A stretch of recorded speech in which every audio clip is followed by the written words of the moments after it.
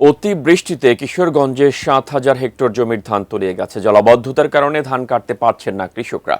যেটুকু কাটা হয়েছে তাও শুকাতে পারছেন না তারা। এই অবস্থায় ভেজা ধান কেনার ঘোষণা দিয়েছে সরকার।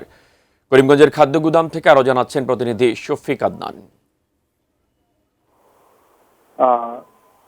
কিশোরগঞ্জের যে এখন বোরো চাষ করে কৃষকরা কিন্তু নানাভাবেই ক্ষতিগ্রস্ত হয়েছে।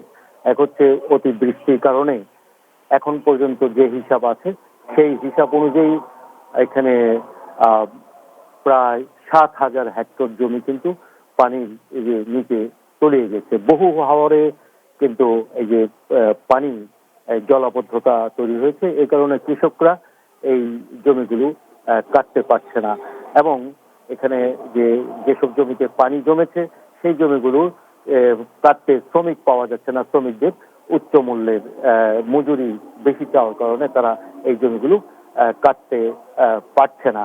তো কৃষি বিভাগ আমাকে জানিয়েছে এ পর্যন্ত তারা ২১,০০০ যে কৃষক ক্ষতিগ্রস্ত হয়েছে। তাছাড়া আজকে সকাল থেকেও কিন্তু বৃষ্টিপাত হচ্ছে।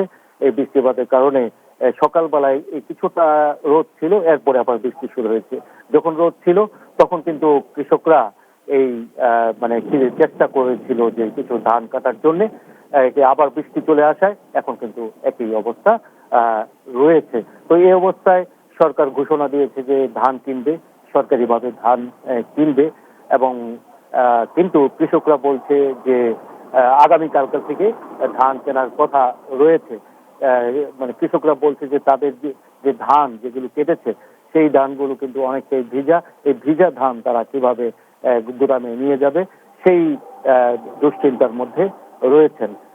আর খাদ্য বিভাগ আমাকে জানিয়েছে যে এবার কিশোরগঞ্জ সহ হাওড় অঞ্চলের ৭টি জেলায় প্রথম অগ্রাধিকার ভিত্তিতে এখানে ধান কেনা হবে।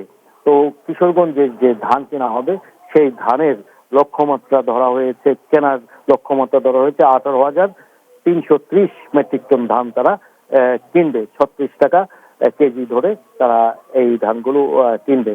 তবে কৃষকরা বলছেন যে এবারে যে কিশোরগঞ্জেই ১,৬৮,০০০ হেক্টর জমিতে বোরো ধান হয়েছে।